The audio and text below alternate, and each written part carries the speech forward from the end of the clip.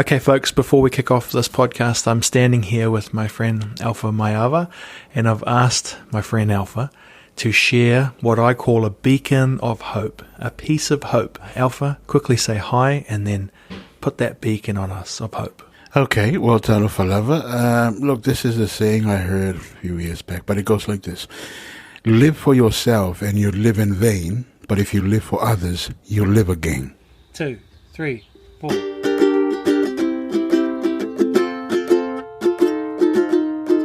A Beacon of Hope is a weekly podcast that shines a light on the human spirit and explores the power of hope in our lives.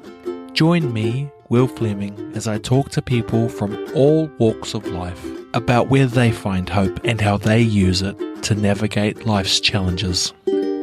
Be good, be safe, and be happy. Hey friends, before we get into this podcast with Jimi Hunt, let me just quickly tell you a bit about my relationship with Jimi Hunt. It's a 10 plus year relationship of podcasting in different formats about different topics.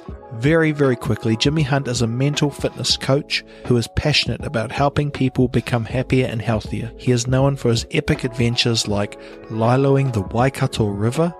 That's right.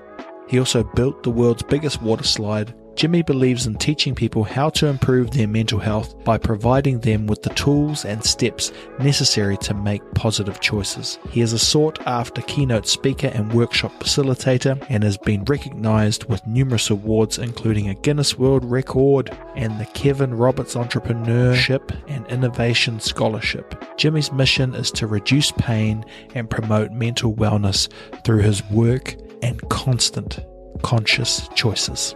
That's Jimi Hunt, JimiHunt.com. Hey Jimmy, just before we get started, can I ask you these 3 questions that I'm trying to start the podcast with? What is something that you are most proud of in your life? Very simple. It is my own personal growth and evolution. The ability to move from a shit place to a really great place required a lot of work, required a lot of effort, a lot of learning, a lot of asking for help, and that's what I'm most proud of. I haven't heard you say shit for a while. That's awesome. That's good shit. What is something that you believe in strongly and why? I believe, well, to continue on this theme, since I started it just then, I believe that other people can do the same. I'm not special, and that's why I'm dedicated to doing what I do, which is to help people understand that and to move themselves up as well.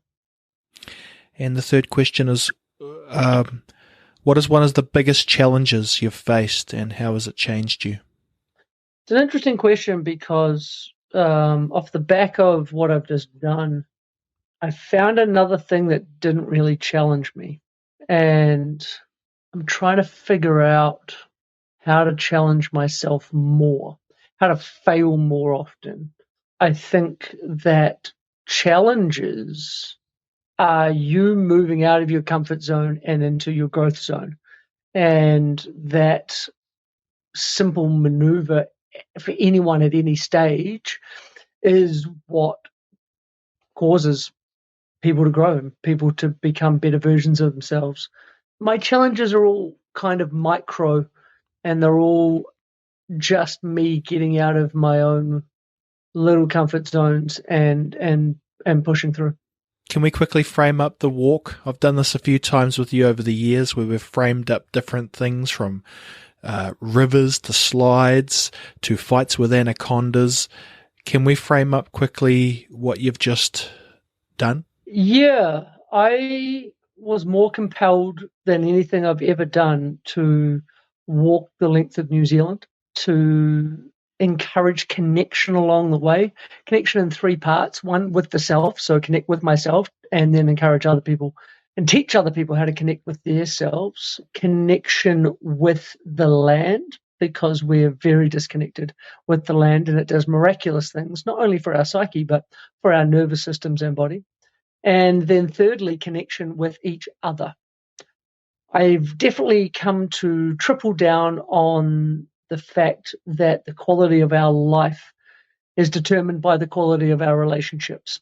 And connection in that way is something that a lot of us were never taught, not that good at, but is something that can have a profound impact on who you are, how well your life is lived. And so I was encouraging and inspiring people to find that.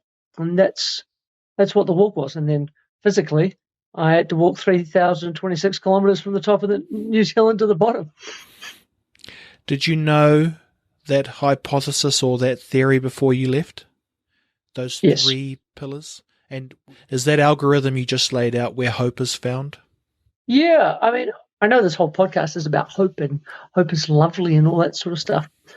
I'm not sure I personally understand hope like a lot of other people. I think that it's a little complicated, but I think that okay, Asterix and Obelix, you know the cartoon, right? Asterix, before going into battle, has to drink the potion. Obelix doesn't have to drink the potion because he was dropped in it as a baby. I think I've become more Obelix than Asterix. I've become almost perpetual hope. There is nothing that I can really feel can't be overcome. I didn't always feel that way. I used to have to drink the potion like most people, but now, especially with this walk and everything that I was doing around it, like I was the guy out there to show how it could be done. You know, you've talked to me in the past about this term, unfuckwithable. Are you trying to challenge yourself? And it's like, oh, my continuum, as you've outlined to me previously, is, and I've talked about it in previous episodes of this podcast, right? Oh, cool. That kind of continuum that you talk about. I think what I was thinking is like the ice bath, you know, that it's cool to get in it and you can force yourself into some uncomfortable situations, but thrust into it where it's not your choice. Well, you've hit on a very interesting point there, and that is choosing your shit, choosing your uncomfortable, right? And so what the problem is we choose comfort, we choose comfort, we choose comfort, we choose comfort. At every turn in our lives, we choose comfort. And then life will thrust a bunch of shit on us. Suddenly we're uncomfortable and we're not sure how to deal with it. And your example there with the ice bath is choosing your discomfort. And when you choose discomfort in an ongoing manner, when discomfort is thrust upon you without your choice, you're far better prepared to be able to deal with it. And so that's why we do this training in discomfort. And I knew for a fact that even though I had full confidence in myself to be able to walk the length of New Zealand, it was going to be uncomfortable. In the North Island, it rained on me 80% of the time, 80. The trails were washed out, forests were flooded, like it was just shit. and it broke a lot of people around me. It broke a lot of people who were on the trail who just like, I don't like this. I don't want to be here anymore. I was very proud of myself because it's good to be able to have these little bits of perspective on how far you've come, because it sucked for me just like it sucked for them. But I dealt with it, and I dealt with it fine. And I made jokes about it. And sometimes I swore about it and had a little bloody mutter to myself and like, this sucks. But I dealt with it and I moved through it and I came out the other end. And that's choosing your discomfort. I think that when we choose discomfort over a long period and we learn how to deal with it and how to understand with it, then you don't even need hope anymore because you have confidence. I don't hope that I can deal with this. I know I can. Yeah, I think I started to think about the idea of hope as something what people would say to God. You don't know really what you mean, but it's something, it's a conglomerate of things that you can lean on. And I've been trying to better understand that. That's why your continuum, and maybe you could explain. Yeah, so my mental fitness continuum runs from 0 to 100. It's split up into 5 to 20% categories. It runs from severe discomfort to okay, to growth, to contentment. And I then talk about this concept, which is my scientific terms of when you're down the bottom 20%, or when you're down the bottom end, you are fuckwithable. Everything fucks with you. The weather, the traffic, the people at work, everything fucks with you. And your life's not that good because of it, right? You have to deal with all this shit all the time, and it's And then the further you move up the continuum, the closer you get to becoming unfuckwithable. Not unfuckable, as some people mispronounce it. Unfuckwithable. And, a very, very good example is someone like the Dalai Lama, right? Where he has to deal with everybody's shit all day long. They're all complaining, all this sort of stuff. It doesn't fuck with him. He deals with it. He gives his answers, and then he goes off and has some tea. Like, you can't fuck with the man. And so we're all somewhere in between that, right? And the goal is to move closer to being unfuckwithable. And it's not even the goal, it's the practice.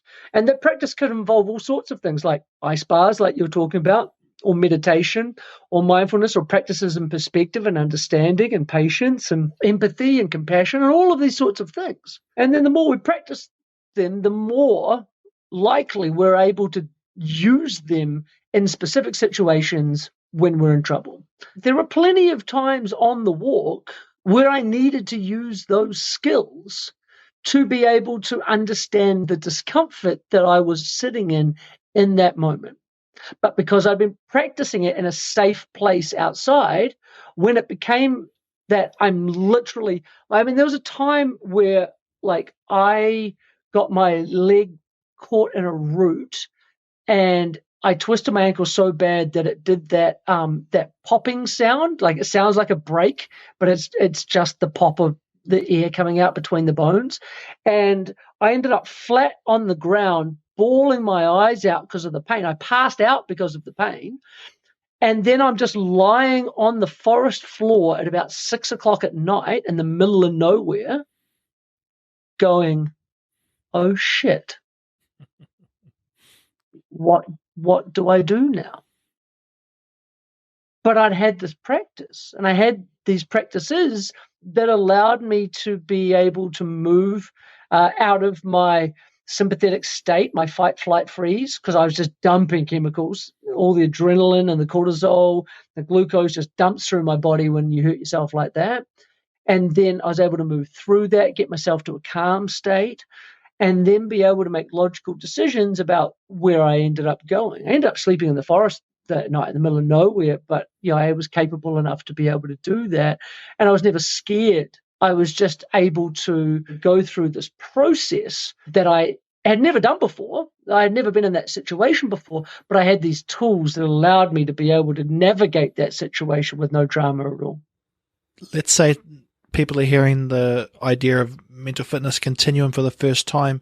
If you scale that all the way back, you can get into a position where you're like, oh shit, I hope things work out tonight. Of course. And that's what I'm trying to unpick with you. It's like, you're reaching this point now, you're kind of trained yourself to be unfuckwithable, right? And you went out and tested it. Yeah. And you popped your but I ask you the question. You the question then. When does it turn from hope to confidence? Maybe some type of ritual like you're doing to prove, physically to walk through the portal. Where does confidence come from? Same place hope comes from. I don't know. Confidence comes from previous success. Yeah. So when you have a success, then you are now more likely to think that you can repeat that success. And so when we have small successes, let's just keep going back to your ice bath example then, right? When you first jump in, maybe you last 15 seconds before you jump out and go, yeah, this is horrible, right? But you're like, I got in. That's a success. Man, a lot of people can't get in. I was teaching a guy in Mexico who's trying to be a professional tennis player. He wouldn't get in the damn ice bath. He was too scared. And so you get in 15 seconds, that's a win. And then the next day you do 20. The next day you do 60. The next day you do, and you just build that up. After a few weeks of doing it, what have you got? Confidence. You know I can get in there. You know I can deal with this cold. You know I have the skills to be able to navigate the way my body is going to react to it. We get confidence based on successive wins. Even if they're small, we build those wins higher. That's where hope turns into confidence. When you don't have the history of successive wins, then you hope everything turns out all right. You have that success because you've done the work and done the practice. You don't need to hope. You know that there's a very high percentage chance that everything is going to be just fine. This episode of A Beacon of Hope is proudly brought to you by Campfire Studios. Campfire Studios is an impact-led organisation amplifying the voices of Māori and Pasifika communities via podcasting and video content. To find out more, visit campfirestudios.co.nz. Confidence comes from when you've chosen to do something you weren't particularly good at, and then you've built skills on the back of that. Confidence is the toolbox. Confidence is the knowledge that you put me in a particular situation, I'll be able to deal with it because I've practiced these tools. And so confidence comes from that. Do you think your body of work has been physically building your confidence? I haven't heard you say that. All of the challenges and that this walk was a test? Yeah, I mean, I guess so. Because you see, well, here's the thing about my body of work, which is always a funny thing to call it. My body of work, my books that I've written, my podcasts I've done, all of the work that I have done is based off my own learnings. So I will experiment on myself, I will practice, I will learn, and then I will share. So it's not like I've written something out of research, right? So you can be a research scientist and you can be reasonably confident because you've done this particular research, but you might not be 100% confident because you haven't lived that experience.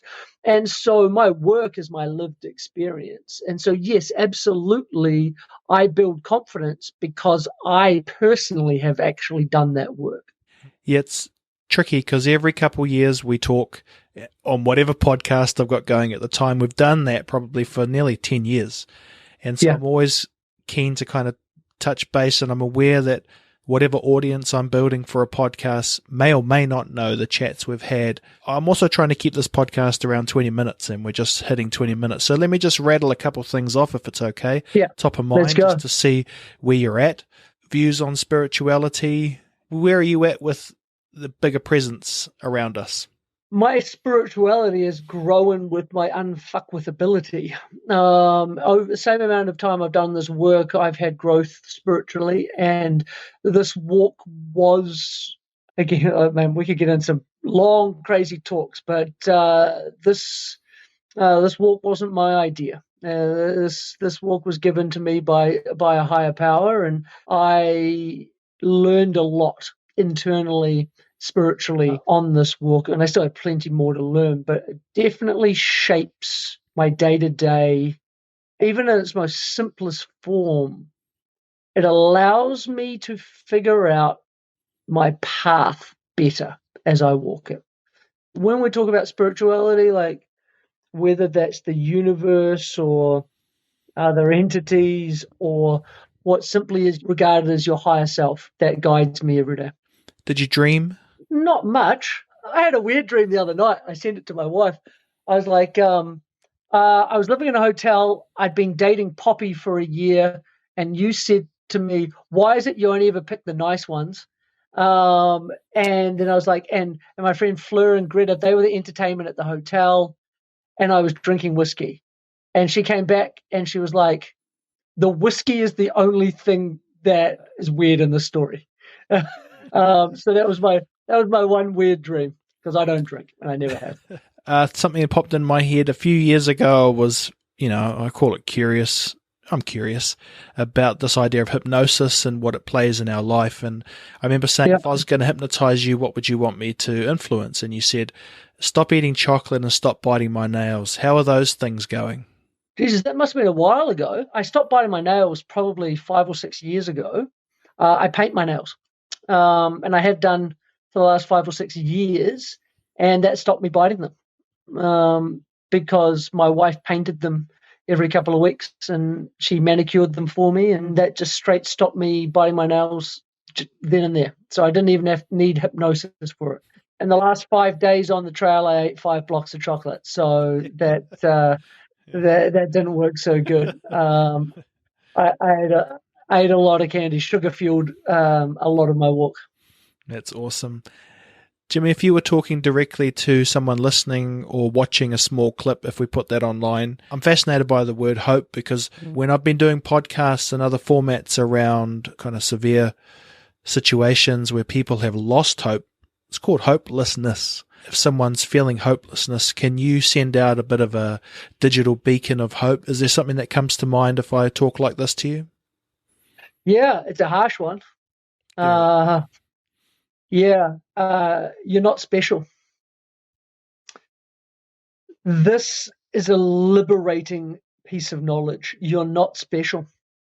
And the cool thing about not being special is the understanding that you're not the only hopeless one out there. There are so many of us. I was once hopeless.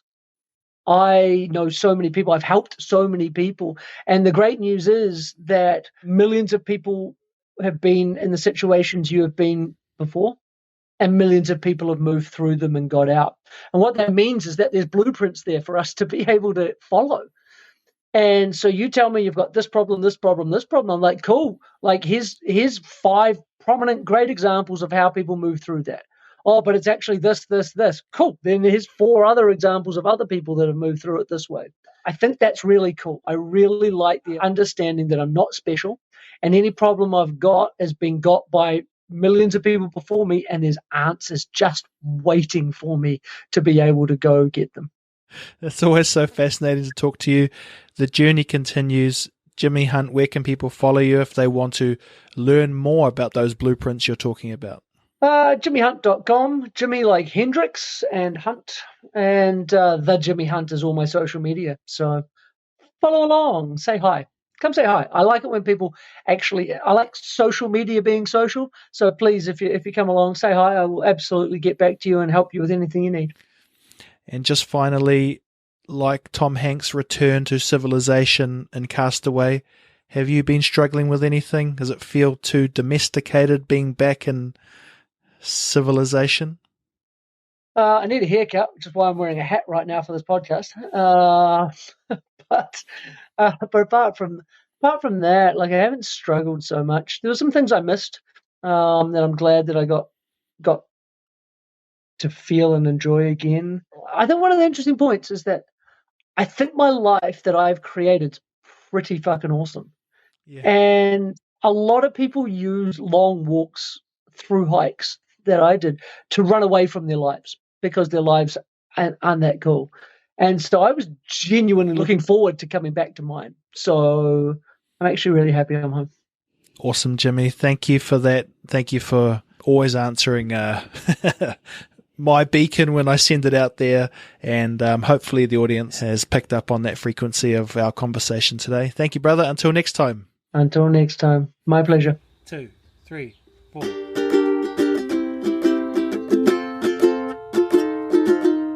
Thank you for tuning in to this frequency of hope in our podcast today.